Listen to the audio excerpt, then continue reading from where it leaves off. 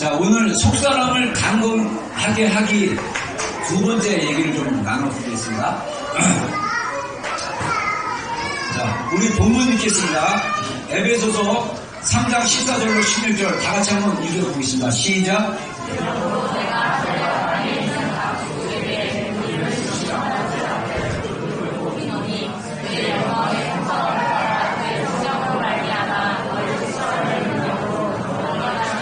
아멘. 아멘. 자, 그래서 에베소 3장 14절 이하부터 해서 우리가 18절, 19절까지 하나님께서 우리 교회에 1년 동안 주신 말씀인데, 이 말씀이 우리 성도들 마음속에 심화되어지고 심겨지고 열매를 맺어서 변화되는 그런 시즌이기 때문에 계속 제가 속사람에 대한 얘기를 좀 하고, 그 다음에 이제 다음 달에는 그리스도의 사랑에 대해서 또 우리가 좀 성도와 함께 그리스도의 사랑을 어떻게 경험하는지에 대해서 하나님 또 말씀 주시는 대로 좀 풀겠습니다. 자, 속사람을 강건하게 하는 것에 대해서 지난 주일날 설교한 것에 대한 간단한 요약을 하자면, 속사람은 의와 진리의 거룩함으로 지으심을 받은 새 사람이라고 성경이 말하고 있고, 속사람은 하나님의 법을 즐거워한다고 성경이 말하고 있고, 속사람은 자기를 창조하시는 형상을 따라 지혜까지 새롭게 하심을 입은 자다. 그래서 우리가 거듭났으면 이 거듭난 우리는 의와 진리와 거룩함으로 새로운 자아가 생긴 거예요. 그래서 이 새로운 자아가 하나님을 당연하게 즐거워한다는 거예요. 하나님을 당연하게 즐거워하고 하나님의 법을 즐거워하고 하나님의 말씀을 정말 즐거워하는 가운데 순종하는 자연스러운 것이 돼야 되는데, 이게 왜 예수님을 믿고 은혜를 받았고, 예전에는 은혜를 많이 받았는데, 예전에는 열심을 했는데 이제는 그러지 못하는 이유가 뭐냐면, 속사람이 무너지고 속사람이 세워지지 않고, 이 속사람이 너무나 약하기 때문에 하나님 앞에 나올 힘조차도 없기 때문에 그렇게 되지 않았을까 이렇게 생각합니다. 그래서 우리의 속사람은 새로 창조된 자이기 때문에 우리의 이 새로운 속사람이 하나님의 형상을 닮아서 지식으로 계속 새롭게 변화되어져야 돼요. 저는 감사하게도 하나님이 계속적으로 새롭게 깨닫게 해주시고 새롭게 알아가는 그런 여정 가운데 계속 보여주신 그 은혜가 있어서 너무 감사합니다. 여러분, 우리가 하나님으로 인해서 계속적으로 새로워지지 않으면 우리의 안에 있는 하나님이 성령님을 통해서 주시는 그 생수의 샘물이 이게 계속 새로워져야 돼요. 안 그러면 이 샘물이 썩게 돼 있어요. 그러면 굳어지게 돼 있고 맛이 없게 돼 있고 썩어지게 돼 있고. 근데 날마다 하나님의 은혜로 우리의 심령이 새로워지기 시작하면 속사람이 계속 세워질 수 있다는 거죠. 그래서 제가 그 속사람에 대해서 지난 주일날 그 세 가지 얘기했죠. 속사람을 강건하게 세우기 위해서 미안합니다. 자, 죄송합니다. 마지막. 속사람을 강건하게 세우기 위해서 첫 번째, 하나님의 집을 우리 내면에 세우는 게 중요하고, 대가가 지불하는 게 중요하고, 자신의 속사람을 예언하고 대언하라고 나눠줬어요. 그래서 여러분들, 우리 내면 안에는 집이 있어요. 하나님이 거하실 처소. 그래서 고린도서에 사도 바울이 우리는 하나님의 동역자고 너희는 하나님의 집이다, 그렇게 얘기를 하잖아요. 그래서 성경의 비유로 말하면 우리의 마음은 땅이라고도 비유할 수 있고 또 집을 세우는 것과 비유할 수 있습니다. 상담학적으로 봤을 때도 우리 마음 안에 여러 방이 있다고 합니다. 그 여러 방은 자아가 머물고 있는 경험했던 어떤 경험의 사건들이나 그걸로 인해서 생겼던 어떤 상처나 어떤 영역들이 될 수 있어요. 그리고 상담학자들이 발견하는 건 뭐냐면, 우리 안에 있는 자아가 다양한 면을 가지고 있다는 거예요.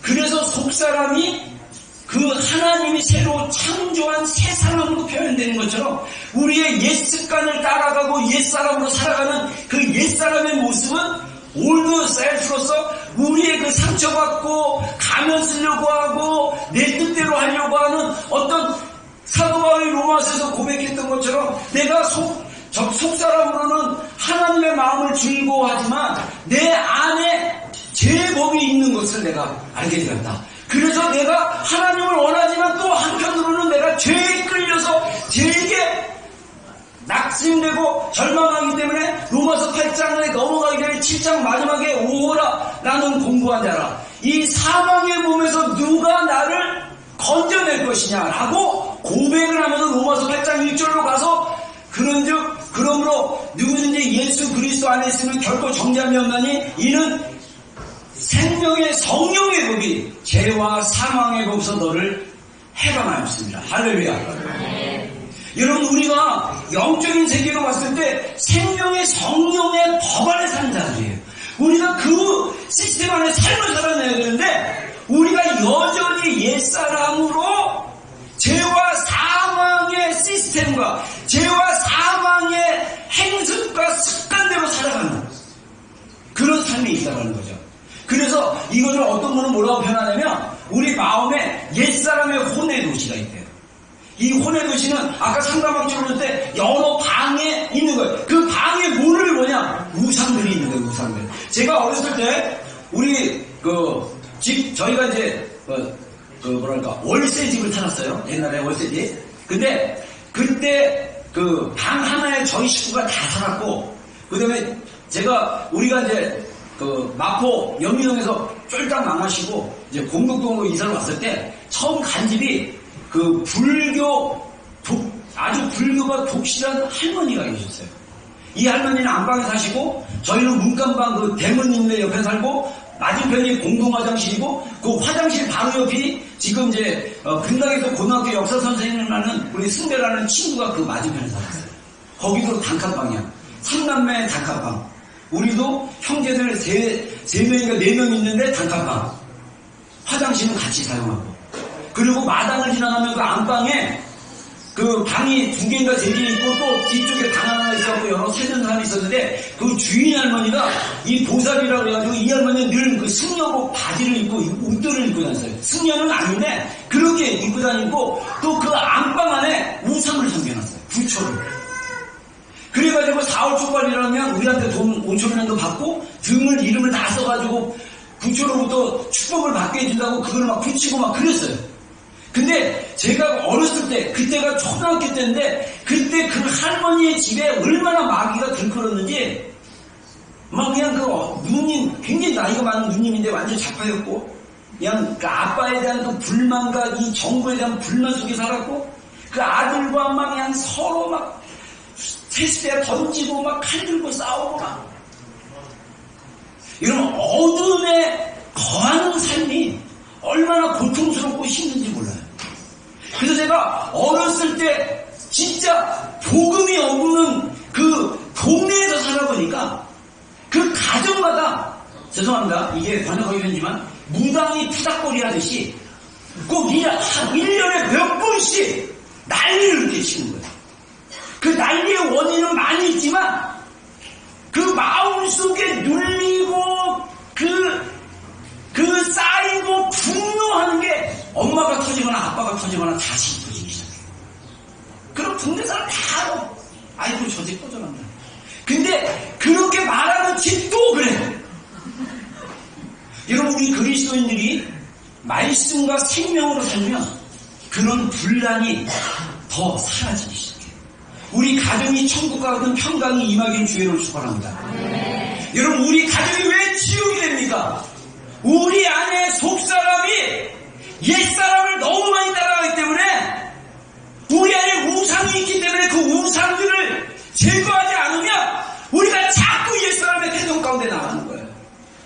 그래서 우리가 우리의 그 옛사람의 혼의 도시를 무너뜨리고 예수 그리스도만이 우리의 마음과 우리의 모든 방마다 우리의 인격의 구석구석마다 예수 그리스도가 왕되심을 선포하고 믿음으로 세우는 거, 이게 바로 속사람을 세우는 것입니다. 여러분 이거는 영적인 일이에요. 그래서 여러분들에게 영적인 기초에 대해서 좀 나누기를 원해요. 우리가 속사람을 세우려면 영적인 삶이 무엇인가에 대해서 우리가 알아야 됩니다. 3가지가 있는데 제가 어제 설교를 준비하다 보니까 마지막까지 하면 시간이 너무 길어질 것 같아서 2가지만 오늘 좀 얘기를 나누겠습니다. 첫 번째 영적인 삶은 무엇이냐 했을 때 영적인 생명, 스피리추얼 라이프입니다. 이 라이프가 내 영 안에 들어오는 게 영적인 삶이라는 거예요. 근데 그 라이프는 뭐냐? 성경은 생명의 근원이신 예수 그리스도인 것을 말씀하고 있다는 거죠. 그래서 요한복음 15장 6절 우리 다시 한번 읽어보겠습니다. 시작.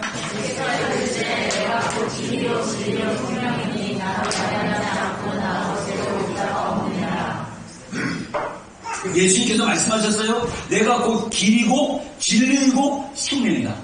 우리가 하나님을 만나는 길은 예수 그리스도를 통해서만 가능합니다. 아멘. 예수님만이 진리이기 때문에 예수님이 내 안에 계셔서 나를 깨닫게 하시고 알게 하시면 이게 옳은 건지 틀린 건지를 알 수 있는 그 기준이 되시고 그것을 선과 악으로 알게 하시는 것이 바로 예수님입니다. 그리고 예수님이 생명이십니다. 이 생명이신 예수님이 우리 안에 계시는 거예요. 이분이 우리에게 생명을 계속 주시는 거예요. 그래서 영적인 삶이란 뭐냐? 장사 지난번에까 부활하신 예수 그리스도의 생명을 계속 공급받는 게 영적인 삶인 거예요. 그래서 그 영적인 삶이란 우리 영 안에 십자가에 못 박히고 부활하신 그리스도의 생명이 계속해서 끊임없이 부어지는 삶. 다시 말해서 예수 그리스도의 생명이 계속적으로 내 안에 부어지는 게 영적인 삶이에요. 근데 문제는 뭐냐? 우리 안에 옛사람은요, 육신의 소욕은 성령의 소욕을 싫어합니다. 그래서 우리가 육신이 강해지고 세상을 더 사랑하고 세상을 더 나가게 되면 하나님께 나가는 게 싫어요. 제가 그 영적인 깨달음이 또 있었는데 뭐냐면, 제가 그전에는 예전에 그걸 몰랐을 때는 예전에는 토요 기도회라. 그러면 제가 토요일날 기도회 가지는 설교 준비하다가 시간 잠깐 나면 저녁 먹을 때 제가 항상 밥을 먹을 때 뉴스를 보면서 먹는데, 그럼 저녁 먹으면 그러면 혼자 먹게 되면 혼자 뉴스를 딱 틀어가지고 제가 뉴스 보다가 기도회에 갔어요. 근데 어느 날 깨달기를, 내가 뉴스를 좋아하지만 이거를 보는 게 아니라 기도회 전에 내가 마음의 워밍업과 준비를 해야겠다. 여러분들 만약에 기도에 나오기 전에 막 영화 보고 막 즐기고 놀고 막 이러서 기도에 나와서 기도하려면 사실 쉽게 기도가 잘 안 될 거예요. 오히려 기도회 전에 미리 준비하는 거. 그날 하루 기도회 하면 오전 시간, 오후 시간을 잘 시간 안배하고, 그리고 하나님 앞에 나갈 준비를 하고, 기도에 나가서 기도하면서 하나님 만나는 거. 주일 예배도 마찬가지예요. 주일 예배가 우리가 오후 2시에다 드리다 보니까 오전에 여러분들이 원하는 웬만한 것을 할 수 있어요. 근데 그거 하다가 예배 시간 좀 늦고 그거 하다가 너무 거기에 빠져가지고 또 어린애들 데리고 다니면 꼭 변수가 굉장히 많아. 애들이 짜증을 내거나 잠을 못 자서 막 승질 내고 막 이러면 또 이미 예배 전에 이미 마음이 다 벌써 다 상처받았어. 힘들어. 그러면 예배하기가 싫은 거야. 이런 마음으로 우리가 예배에 나오면 힘들기 시작한 거야. 그래서 사실은 오전에 주일날 예배 드리기 전에 아이들과 가볍게, 애들도 너무 애들 데리고 돌아다니면 애들도 굉장히 피곤하고 예배 때 힘드니까 부모들을 괴롭히게 되는 거예요. 그래서 우리가 이런 디테일한 것도 하나님 앞에 기도하면서 받으면서 진짜 예배를 하나님 앞에 드리고자 하는 마음의 열정을 가지고 마음을 그렇게 지키는 게 정말 중요하지 않나, 저는 그렇게 생각합니다. 그래서 우리가 계속적으로 주일 예배는 특별히 그리스도의 생명이 차고 넘치는 그러한 예배가 되어야 됩니다. 여러분들 모르겠습니다. 오늘 찬양할 때 여러분들 어떠한 느낌과 어떠한 것들이 받았는지 모르지만 저는 아주 매주는 아니지만 아주 자주 찬양하고 기도할 때 성령님이 저한테 기름 붓는 걸 느낄 수가 있어요. 성령님이 저한테 임하는 걸 느낄 수가 있어요. 저는 럭키한 목사입니다. 할렐루야. 많은 목사. 사실 제가 한국에 있을 때는 형식적인 예배 많이 했어요. 설교 이렇게 해서, 설교 이렇게 해서 반응이 있었겠지? 하나님께 예배하는 거 생각 못하고 맨날 설교해갖고 이렇게 해갖고 이렇게 해서 이렇게 하면 은혜 받는다는 소리 듣겠지? 이런 생각을 했던 때도 있었어요. 여러분, 저는요 진짜 성경적인 꿈을 꿉니다. 에베소 말씀처럼 교회는 그리스도의 몸이니 만물을 충만하게 하신 이의 충만합니다. 나는 정말 하나님의 소망을 주셨어요. 우리의 예배가 그리스도로 충만한 예배, 그리스도의 영광으로 충만한 예배, 그리스도의 임재로 충만한 예배. 그러려면 우리의 삶이 예수 그리스도의 생명이 계속 흘러나오는 삶이 돼야 돼요. 근데 우리가 그러지 못하면 주일에 어떻게 되냐? 주일에 리셋을 하는 시간이야. 리셋. 우리의 연약했던 모습들이 찬양과 말씀과 기도를 통해서 다시 새로워지는 거예요. 다시 우리가 리셋되고 리프레시돼서 주님께 계속 나가게 된다는 거예요.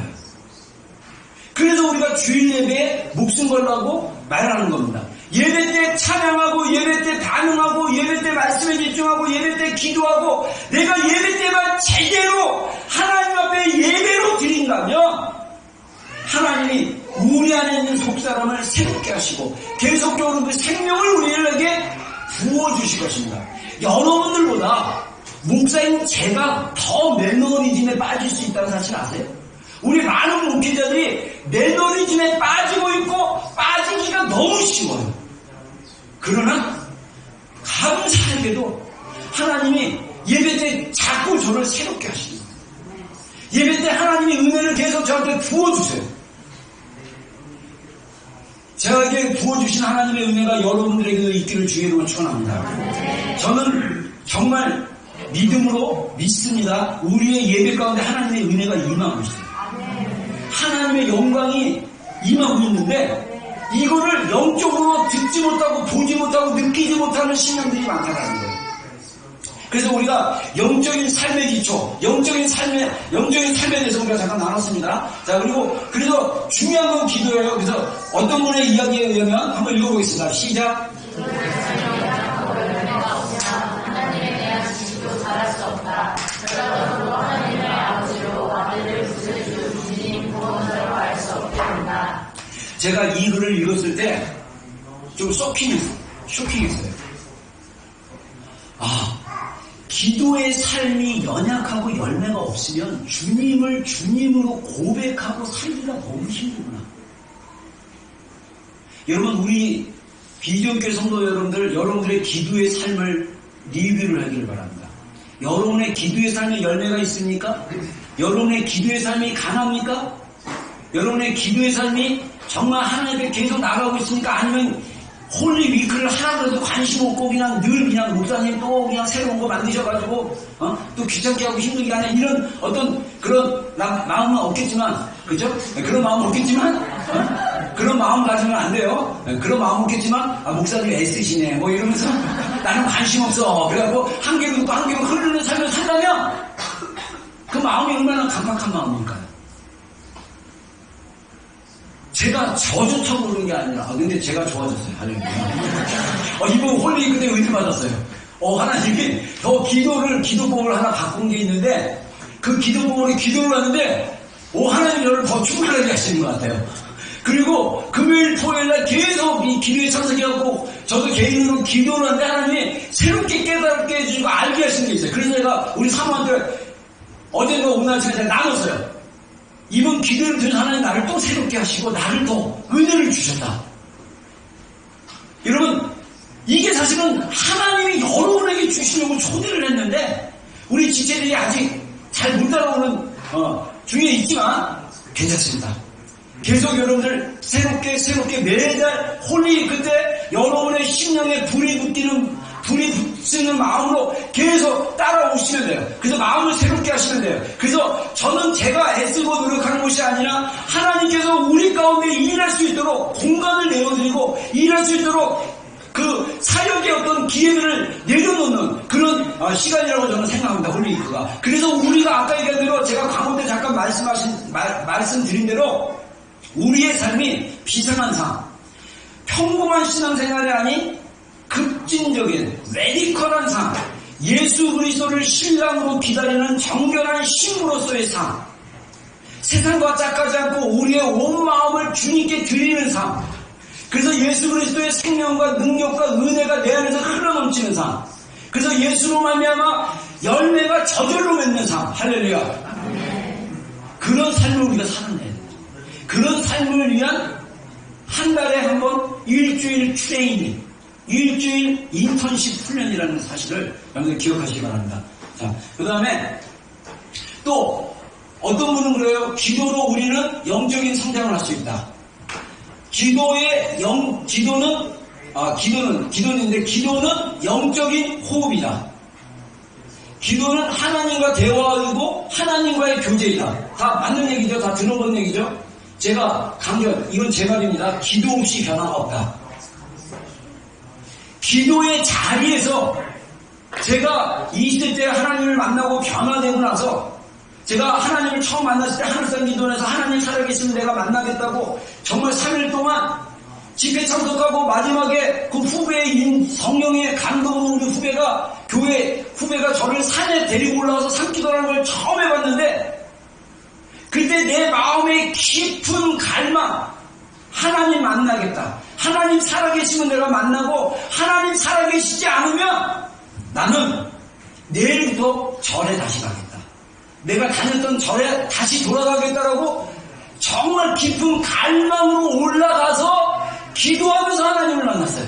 그리고 나서 신학교 가고 군대 제대하고 목사가 되려면 1시간 기도는 해야지 하고 골방에 갔을 때 성령의 감동으로 들어갔을 때 성령님이 방언 기도를 통해서 복음의 그 깊은 은혜를 깨닫게 해주셨어요.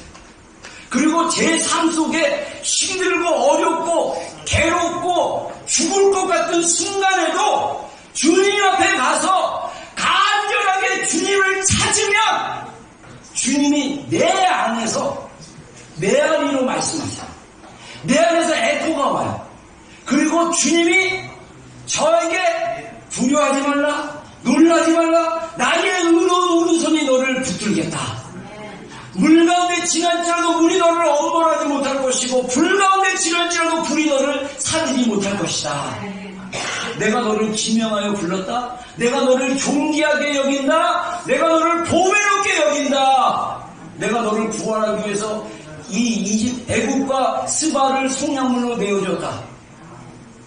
이게 기도 속에 기도하는 가운데 말씀으로 제 안에 레마로 풀어지기 시작하면서 제 안에 속사람이 주님을 신뢰하는 삶, 주님을 붙잡는 삶, 그러면서 저뿐만 아니라 내가 목사가 돼서 내가 만나고 설교하고 사역하는 모든 영역의 사람들의 마음 가운데 내가 만났던 예수님의 그 능력과 생명이 그들 안에만 들어간다면, 내가 경험했던 그 경험의 수준까지만 들어간다면 우리 개인을 향한 하나님의 비전, 우리를 날마다 새롭게 하시는 하나님의 그 새 생명의 능력과 우리 능력이 우리 안에서 흘러 넘치는 것을 경험할 수 있다. 저는 그래서 이 목회에 대한 즐거움과 목회에 대한 기대가 있습니다. 여러분들이 바뀌는 기대가 있습니다. 할렐루야. 하나님이 계속적으로 지금 앉아 계시고 계속적으로 여러분 안에 역사하고 계십니다. 아멘. 자, 그래서 첫 번째, 대가를 치러야 돼요. 제가 이거 1회에서도 얘기했지만 이게 굉장히 중요해요. 우리가 지금 이거를 훈련해야 돼요. 자, 우리 내면의 속사람이 성장하기 위해서는 영적인 음식과 에너지가 필요한데, 영적인 음식 혹은 에너지가 바로 은혜라는 거예요. 그래서 우리는 이러한 은혜를 하나님으로부터 받을 수 있는데, 자, 요한복음 1장 14절과 16절 한번 보겠습니다. 시작. 말씀이 진리되어 우리 가운데 거하시네. 우리가 그의 영광을 보니 아버지의 독생자의 영광이고 은혜와 진리가 충만하더라. 우리가 다 그의 충만 앞에서 받으니 은혜 위에 은혜라. 네, 자, 여기 사도 요한이 예수님에 대해서 표현할 때 말씀이 육신이 됐다는 거예요. 이게 너무나 신기한 거예요. 어떻게 보이지 않는 말씀이 육신이 돼서 그 사도 요한이 살았던 시대 가운데 거하셨을까요? 이게 말씀이 신비한 거예요. 마찬가지로 하나님의 말씀이 여러분에게 전해지고 여러분이 귀로 듣고 마음으로 믿으면 의에 이르고 구원에 이른다고 했습니다. 그래서 이 말씀을 여러분들이 받아먹고 그 말씀을 내 안에 심기고 기도하고 내 것으로 계속적으로 가꾸고 그 말씀으로 기도로 나가게 되면 우리 삶의 열매가, 말씀으로 인한 열매가 30배, 60배, 100배 열매를 맺는다는 거예요. 이 성경이 우리에게 가르쳐주는 거예요. 근데 이 말씀이 육신이 되신 예수 그리스도가, 예수 그리스도 외에는 은혜와 진리가 충만합니다. 근데 그분의 그 충만한 은혜가 은혜 위에 은혜로 부어주시는 거예요. 여러분, 사실 우리가 마음만 오픈되어 있고 마음만 주님을 향해 가 있으면 하나님이 그 마음 가운데 하나님의 은혜를 계속 사실은 부어주고 있거든요. 근데 문제는 뭐냐면 우리가 대가를 지불하면서 그 은혜를 담을 공간, 은혜의 그 영양분을 먹으려고 하지 않는다는 것입니다. 자, 그래서 로마서 12장 3절에 보면 내게 주신 은혜로 말미암아 너희 각 사람에게 말하노니, 자, 사도 바울이 감동받아가지고 로마 교회 성도들에게 얘기하는데 하나님이 내게 주신 은혜가 있는데 이걸 통해서 너에게 말하겠다. 그러면서 은혜가 믿음의 분량에 따라 달라질 거라고 얘기하는 거예요. 그래서 마땅히 생각할 그 이상의 생각을 품지 말고 오직 하나님께서 각 사람에게 나눠주신 믿음의 분량대로 지혜롭게 생각하라. 자, 이 얘기하니까 지금 생각나는 게 하나 있습니다. 우리가 수련회 가거나 어디 가서 은혜를 받으면 생각한 그 이상의 생각을 안 해야 되는데 너무 생각이 나가. 그래서 내가 오늘 하루, 이제 앞으로 이틀 동안 내일 하루에 1시간씩 기도할 거야. 평소에 기도를 전혀 안 하다가 은혜 받았다고 내가 1시간씩 기도할 거야. 그러면 첫날부터 실패합니다. 제가 그랬던 게 많았던 것 같아요. 20대 때. 은혜 받으면 내가 다음에 이렇게 해야 돼. 그래가지고 엄청 계획 세웠는데 바로 다음날부터 못해요. 속사람이 그걸 감당할 수가 없는 거예요. 여러분, 그래서 저도 이번에 이 속사람에 대한 말씀 준비하고 이런 걸 하면서 제가 새롭게 배우는 것들이 있었습니다. 영적인 수준과 단계를 이해하고 그 사람들이 맞게 그 양식이 들어가고 영양분이 들어갈 수 있도록 도와주는 역할을 해야 되는구나. 그거를 알게 됐어요. 그래서 모든 아이가 일정한 양식을 먹는데 성장하면서 그 양이 늘어나듯이 우리의 내면의 속사람도 영적 음식을 영양분으로 공급받아야 되는데 이러한 은혜의 영양분은 믿음, 능력, 평강, 용서, 죄책감으로부터의 자유, 내면의 혼에 존재하는 부패의 씻김과 정결, 이런 다양한 필요에 따라 다양한 형태와 모양을 가지고 우리가 은혜를 받으면 영적인 음식을 먹고 영적 에너지를 먹는 건데, 어쩔 때는 믿음에 대해서, 어쩔 때는 용서에 대해서, 어쩔 때는 그 정결함에 대해서, 어쩔 때는 능력에 대해서, 어쩔 때는 죄책감으로부터 자유하는 것에 대해서 이런 것들을 자꾸 깨닫게 되면 우리가 영적인 음식을 먹고 에너지를 계속 받는 거예요. 그래서 그러한 것이 되면 우리가 점점 그릇이 커지겠죠. 우리가 더 성장할 수 있겠죠. 그래서 근데 중요한 거는 그렇게 성장하지 않으면 우리 안에 어떤 것들이 있냐면, 너희는 하나님의 은혜에 이르지 못하는 자가 없도록 하고 또 쓴뿌리가 나서 괴롭게 하여 많은 사람이 이로 말미암아 더럽게 되지 않게 하며 음행하는 자와 혹은 혹 하늘에서의 음식을 위하여 장자의 명분을 찬 에서와 같이 망령된 자가 없도록 하라. 자, 아까 얘기한 대로 분명합니다. 하나님의 은혜는 예배 가운데나 말씀 볼 때나 양육이나 이런 삶의 그리스도인의 교제나 이런 삶 가운데 하나님의 은혜가 우리가 준비가 되어지면 계속 받을 수 있는데, 우리가 은혜에 이르지 못할 수도 있다는 거예요. 여기서 두 가지가 있습니다. 하나는 뭐냐면 쓴뿌리가 있어요. 쓴뿌리는 우리 안에 내면의 치유가 필요한 영역이에요. 저희가 이번에 올해 상담 쪽으로도 같이 공부를 하는 이유가 뭐냐면, 우리 안에 내면의 쓴뿌리와 그 상처 때문에 하나님의 은혜를 경험을 못하고 있는 거예요. 그래서 내면 치유가 필요해요. 제가 지나고 나면 정말 20대 때 골반에서 하나님 은혜 받았을 때, 하나님이 어렸을 때 그 아버지와 어머니의 관계 안에서 제가 오해했던 것들을, 사건들을 기억나게 하면서 저의 육신의 어머니와 아버지가 저를 얼마나 사랑했는지 하나님이 깨닫게 해주셨어요. 그리고 하나님의 사랑은 너의 엄마가, 너의 아버지가 너한테 이렇게 반응해서 반응했던 것처럼 나는 너에게 이것을 더 줄 수 있는 하나님이라고 하나님이 깨닫게 해주셨어요. 그래서 저는 그게 내적 치유인 줄 몰랐어요. 여러분, 우리가 하나님 앞에 깊이 들어가면요, 성령님께서 우리의 내면에 다뤄야 될 거, 알아야 될 거, 깨달아야 될 거에 대한 내면 치유가 일어날 수 있어요. 근데 우리가 쓴뿌리가 우리 안에 강하게 자리 잡고 있으면 우리가 주님 앞에 나가는데 어려움을 겪을 수 있다는 거예요. 은혜에 이르지 못한 이유가 쓴뿌리 때문이다, 이렇게 얘기할 수도 있고, 또 하나는 뭐냐면, 은혜가 너무나, 지난주에 얘기했던 것처럼 은혜가 진주같이 소중한데, 비유적으로 얘기하면 이 소중한 거를 우습게 알고 귀하게 여기지 않고 에서처럼 이 장자로 태어난 그 축복의 그 오소리티가 엄청 큰 건데 배고프다고 팥죽한 그릇에 동생 야곱에게 팔아버리는 그런 자들이 되지 말라고 그래요. 여러분, 우리가 하나님의 복음이 너무 크고 그 은혜가 너무 귀하면, 우리가 이 복음의 은혜를 귀하게 여기면 우리의 삶이 무가치하고 가치 없는 삶에 집중하지 않는다는 거예요.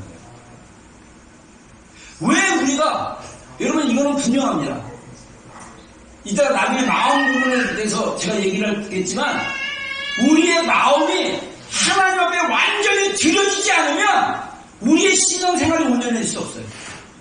하나님 앞에 완전히 들여져서 재단에서 태워지지 않으면 우리 삶에 깊은 변화가 일어날 수 없습니다.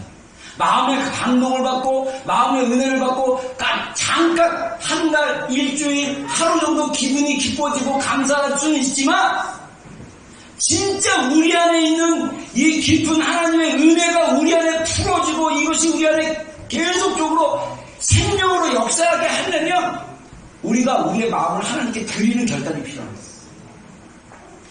여러분, 은혜는 영향도 있다. 이걸 우리가 받아 먹어야 돼. 그래서 우리가 은혜를 받기 위해서 대가를 지불하는 게 아닙니다. 여러분들 오해하지 마세요. 은혜는 선물로 주신 거예요. 할렐루야. 구원은 선물로 주신 거예요. 그래서 우리가 구원 받으려고, 은혜 받으려고 우리가 대가를 지불하는 게 아니에요. 아가서 8장에 하나님께서 우리에게 왕의 도장과 같이 우리 심장에 하나님의 도장을 찍어주셨다고 했는데, 이 사람은 죽음도 이길 수 없고 그 어떤 홍수도 끌 수 없는 사랑이 필요합니다. 그리고 전 재산을 팔아서 이 사랑을 살려고 하면 오히려 그게 하찮은 일이 될 것이다. 우리가 하나님의 은혜를 받으려고 대가를 지불하는 것이 아니라 은혜를 담아내기 위해서 마음의 공간을 준비하는 대가가 필요하다는 것. 아까 얘기대로 하나님의 예수 그리스도를 통해서 이미 충만하신 주님의 은혜가 은혜 위에 은혜 가운데 있는 거예요. 그래서 우리가 마음의 공간만 준비하는 그 작업에 대한 대가가 필요하다는 거죠. 그래서 나에게 은혜를 주시는 분은 하나님이지만 나의 역할은 은혜를 받는 거예요. 은혜를 받는 거예요. 자, 간단하게 얘기합시다. 예를 지금 떠오르는 예인데, 여러분들이 예배 오려고 그랬어요. 그랬는데 예배 와서 딱 앉으려는데 갑자기 그 여러 가지 그 감정이나 여러 가지 어려운 것 때문에 예배가 집중이 안 돼요. 그리고 또 어젯밤에 목사님 만나서 목사님 한마디 툭 던졌는데 그게 상처가 됐어요. 말이 맞는 것 같은데 좀 이상해. 기분이 안 좋아. 그래서 예배 가운데 왔어. 근데 하나님이 예배를 풀어주시려고 하는데, 예배 가운데 은혜를 부어주시려고 하는데 내 마음이, 나 기분 나빠.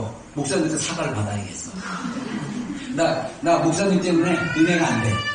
이렇게 결정하면 이게 안 되는 거예요. 내 마음을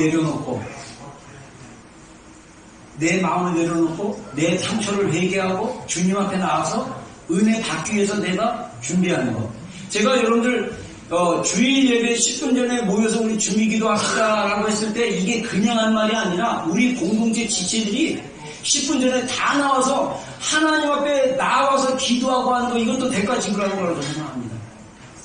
주일 예배 때 내가 죽거나 사나 정말 이 예배드릴 수 있는 시간이 된다면 내가 하나님 앞에 예배하겠다라고 결단하고 예배하기로 애쓰고 힘들어도 예배하러 나오는 그 행동, 그 액션이 바로 대가를 지불하는 거예요.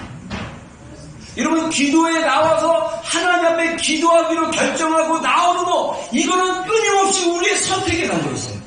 우리가 선택하는 거예요. 선택해서 시간을 내고 힘들고, 우리 기도회가 사실은 초신자들이 오기에는 되게 힘든 기도예요. 1시간 이상 앉아있어야 되니까. 근데 어떤 지체 얘기 들어보니까 한 1년을 앉아있으니까 기도가 좀 되기 시작했다고 했어요. 그러니까 고통스러운 거예요. 대가를 지불하면 됩니다. 그 시간을 지불하고 앉아있고 정말 하나님께 나와 있는 시간을 지불하지 않는 한 하나님의 은혜가 우리 안에 부어질 수가 없는 거예요. 우리의 속사람이 대가 지불 없이 성장할 수 없다는 것입니다. 은혜는 거저주시지만 우리가 그 은혜를 담기 위해서 우리 내면의 속사람의 공간을 만들어내는 거, 이게 우리의 기도의 삶이에요. 대가 지불하셔야 돼요.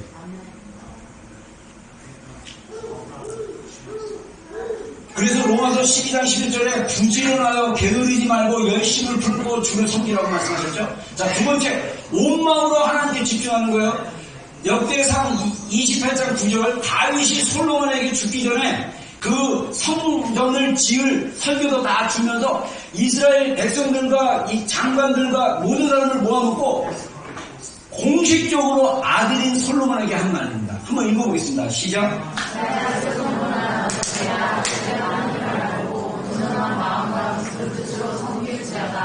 여호와께서는 모든 마음을 감사하사 모든 소유를 하시나니 내가 만일 그를 찾으면 만날 것이요 만일 내가 그를 영원히 그가 너를 영원히 거하시리라.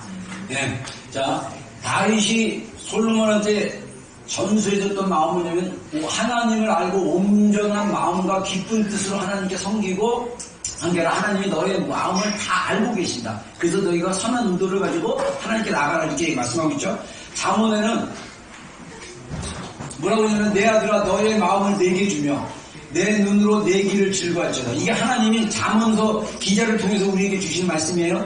우리의 마음을 하나님께 드려야 돼.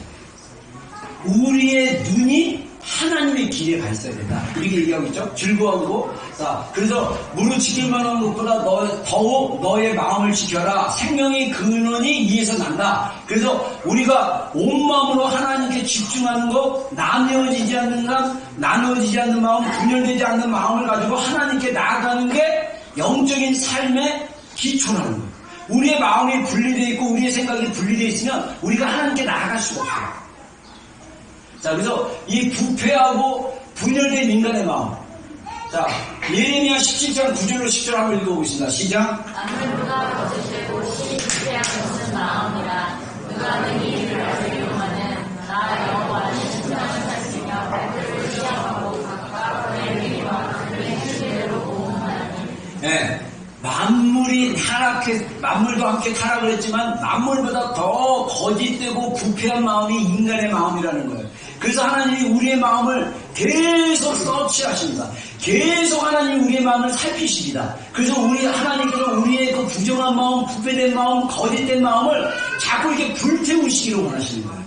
그래서 우리의 마음을 정렬하게 하시기 원하는 거예요. 성령님께서.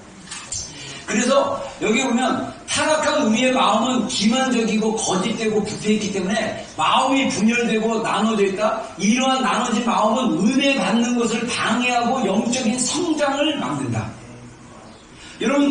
여러분들이 신앙생활할 때 사실 많은 부분에 갈등이 있지 않습니까? 기도에 와야 되냐 말아야 되냐, 이거 홀리위크 해야 되냐 말아야 되냐, 이런 갈등이라도 좀 있어봤으면 좋겠어요. 갈등 없이 그냥 아예 안 하는 그런 거면 진짜 회개하셔야 돼요. 만약에 진짜 아예 안 하기로 결정하고 막 이러면 그거 안 돼요. 근데 이런 갈등에서 하나님께 집중하는 게 중요해요. 하나님께 마음을 드리는 게 중요해요. 우리가 그걸 선택해야 돼요. 우리가 그러지 않으면 우리의 마음이 머리로는 하는데 삶에서는 하나님께 마음을 드리지 않기 때문에 우리가 자꾸 우리의 마음이 부패해지고 하나님에게 목이 굽고 마음이 강팍한 마음으로 가는 거예요. 자, 그래서 예를 들면 나는 하나님과 동행하고 싶어. 하지만 다른 것들을 더 좋아해. 그리고 그곳에 문제가 없다고 스스로 말해요. 그러면 이것이 바로 분열된 마음이고 나머지 마음의 상태라는 거예요. 자, 머리로는 하나님과 동행하고 싶고 하나님께 가고 싶어. 근데 내 마음의 안쪽에는 뭐가 있습니까? 내가 더 원하는 게 있어요. 내가 더 좋아하는 게 있어요. 근데 문제는 뭐냐면 괜찮다고 생각해. 괜찮아. 만족해. 그러면 이 마음이 벌써 나눠진 거예요. 우리가 정말 하나님께 우리의 마음을 드리는 결단, 오늘 좀 그런 기도를 좀 하기를 원합니다. 기도 사역을. 자, 그래서 우리가 우리의 마음의 전부를 주님께 드리지 않는다면 우리는 계속 혼란스럽고 하나님의 뜻을 분별하기가 굉장히 어려울 거예요. 여러분, 저는요, 감사하게도 저의 마음이 하나님께 이미 마음이 들여져 보니까 제 삶에 있어서 별로 혼란이 별로 없어요. 로마서 12장 1절과 2절에 말씀하신 것처럼 1절과 2절에 말씀하신 것처럼 그러므로 형제들아 내가 하나님의 모든 자비하시고 너희를 거하니 너희 몸은 하나님이 기뻐하시는 거룩한 산제물로 드리라 산제물로 드리라 이는 너희의 드릴 영적인 예배이냐 너희가 이 세대를 본받지 말고 오직 마음을 새롭게 함으로 변화를 받아 하나님의 선하시고 기뻐하시고 온전하신 뜻이 무엇인지 분별하도록 해라. 제가 묻겠습니다. 아직은 예언의 은사가 활성화되지 않았고 여러분들을 위해서 기도해 줄 때 하나님의 뜻을 이렇게 잘 전달을 못 해주지만 적어도 저를 향한 하나님의 뜻 적어도 저를 하나님이 원하시는 그 하나님의 선하신 뜻이 무엇인지 저는 분별할 수 있어요. 혼란이 별로 없어. 옆에서 뭐라고 해도 저는 이게 하나님으로부터 왔다라고 생각이 들면 저는 그걸 해요. 이게 제 안에 이사야서 말씀에 보면 주께서 심지가 견고한 자를 평강에 이르게 하신다는 말씀처럼 제가 기도 중에 받은 거예요. 제가 주님께 이미 마음을 드렸고 그리고 저의 동기가 항상 제가 저를 체크할 때마다 저를 점검할 때마다 이 동기가 나의 개인적인 욕심에 의한 거냐 하나님을 위한 거냐 이 동기가 내가 잘 먹고 잘 살고 내가 주님보다 내가 더 높아지길 원하고 내가 주님의 영광보다 나의 영광을 구하는 거냐 아니면 하나님의 영광을 구하는 거냐.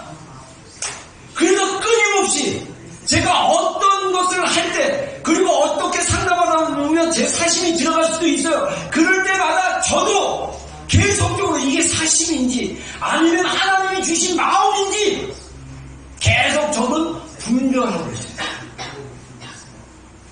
여러분 우리 마음의 혼란과 이 주저함과 두려움이 왜 그렇습니까? 하나님께 마음을 온전히 드리지 못했던 것이 아닌가 저는 그렇게 생각해요.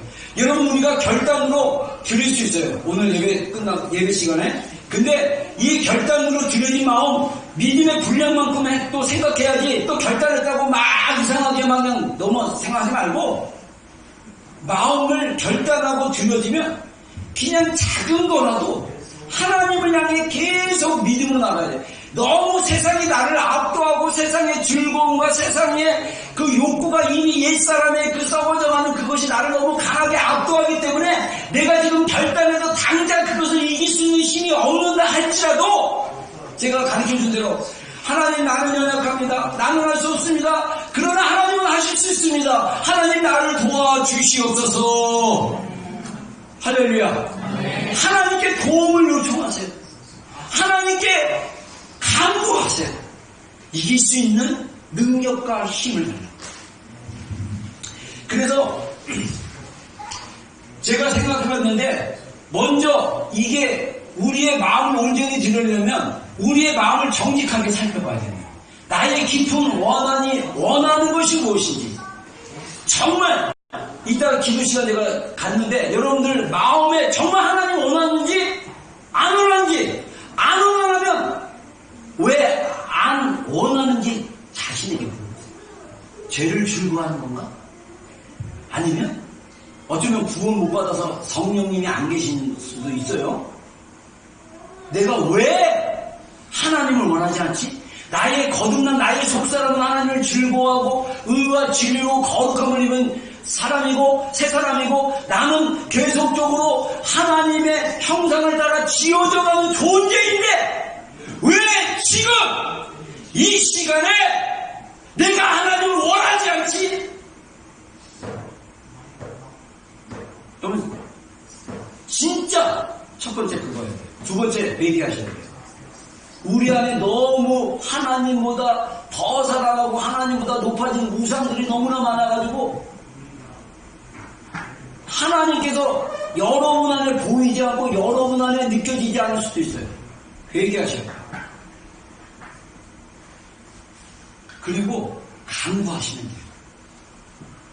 은혜를 달라. 은혜를 부어달라. 이 시간에 우리가 기도할 때 여러분들 이 파트 부분을 믿음으로 정말 기도하고 나아가면 하나님께서 은혜를 주실 줄로 믿습니다. 저는 믿어요. 저는 믿습니다. 아멘. 이번 홀리위크 동에서 하나님이 저한테 주셨던 감동이 뭐였냐면, 여러분 안에 심령이 마른 뼈 같고, 그래서 아직 속사람이 일어나지 못하고 속사람이 살아나지 못하고 병도 너무 오랜 시간 동안 영적인 하나님의 은혜 안에 들어가지 못하면서 메마르고 강팍한 심령들이 있을 수 있다는 거예요. 그래서 제가 지난 한 주간 동안 가르쳐주기를 스스로에게 선포하고 예언하라고 했는데도 불구하고 그 힘조차도 없는 사람들을 위해서 이번 기도하는 중에 하나님 여쭤주셨던 게 에스겔 37장처럼 대언하라, 주님이 저로 하여금 선포하라는 감동을 주셨어요.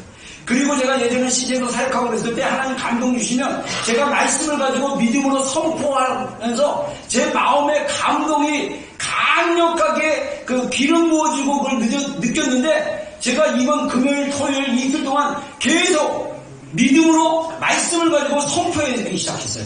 그리고 하나님이 저의 주일 예배 설교 사역은 그 새로운 하나님이 새로운 것을 주기 이전까지 제가 여러분들을 위해서, 여러분들을 향해서 계속 에스겔처럼 예언하기를 원합니다. 할렐루야.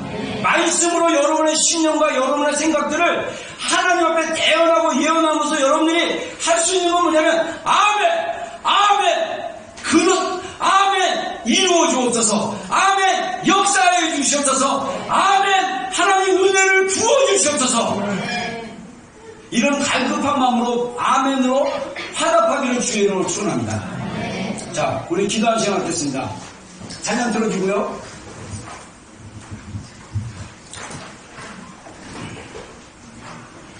우리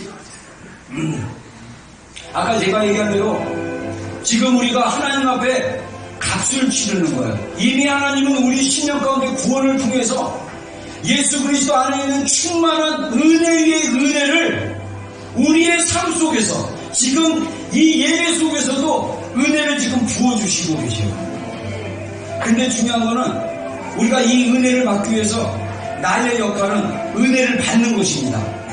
은혜를 받을 그릇으로 공간을 만들어 가셔야 돼요. 그러려면 첫 번째, 여러분 안에 깊은 한 주님을 원하는 마음이 있는지, 아니면 주님도 사랑하고 세상도 사랑하고 내가 좋아하는 그 세상의 것을 함께 붙잡고 있는지, 여러분 그것을 보시기를 주의 이름으로 축원합니다. 그게 자식일 수도 있고 남편일 수도 있고 안정된 삶일 수도 있고 돈일 수도 있고 안정감일 수도 있고 모르겠어요. 만약에 그런 마음이 없다면 주님을 전심으로 원하는 마음을 주시옵소서. 구하십시오. 그리고 회개하십시오. 나의 속사람이 세워지기 위해서는 일어나야 됩니다. 내 영혼아 여호와를 송축하라. 할렐루야. 우리 찬양 좀 크게 들어주시고요. 이 시간 1, 2분 정도 정말 내 안에 원함이 있는지, 없다면 주님만을 원합니다. 내 마음의 전부를 드리기를 원합니다. 회개할 건 회개하시고 결단하며 나가기를 원합니다. 그리고 우리가 합심으로 기도하고 제가 선포 기도하고 얘기를 마치겠습니다. 모든 우리 안에 있는 불순물, 부정한 것들을 다 태워버릴 수 있는 사도 바울의 마음을 붙잡은 예수 그리스도의 사랑의 불이 붙기 시작합니다. 아멘. 그 불이 붙기 시작했습니다. 아멘. 하나님이 사랑의 불이 계속적으로 불붙게 하여 주셔서 우리가 우리의 목숨을 구하고자 하는 자는 잃게 될 것이고, 예수님을 위해서 우리의 목숨을 잃는 자는 얻게 될 거라는 주님의 말씀의 계시가 이루어집니다. 아멘. 우리가 평생도록 우리 자신을 부인하고 자기 십자가를 주고 예수님을 따르기로 결정합니다. 아멘. 주님의 은혜를 우리 신령 가운데 계속적으로 부어주시옵소서. 아멘. 주님의 은혜가 부어지고 있습니다. 아멘. 하나님, 우리가 대가를 지불하겠습니다. 아멘. 우리가 주님의 은혜를 담아낼 공간과 장소를 준비하고 세우는 일에 우리가 시간을 드리고 마음을 드리고 헌신하며 나아갑니다. 아멘. 주님, 우리 생명의 근원된 마음을 지켜주는 축복의 성도들 되게 하여 주시옵소서. 예, 하나님 감사합니다. 여호와는 내게 복을 주시고 너를 지키시기 원하며 여호와는 그의 얼굴을 내게 비치사 은혜 베푸시기 원하며 여호와는 그 얼굴을 내게로 향하여 드사 평강 주시기를 원하노라. 지금은 우리 구주 예수 그리스도의 크신 은혜와 하나님 아버지의 극진하신 사랑과 성령님의 내주하심과 교통하심과 함께하심이 충만하심이 오늘 예배 가운데 있는 모든 신령들과 우리 비종교에 속한 모든 건설들과 영혼들과 가족들 위해 지금부터 영혼들 함께 하시기를 간절히 축원하옵나이다.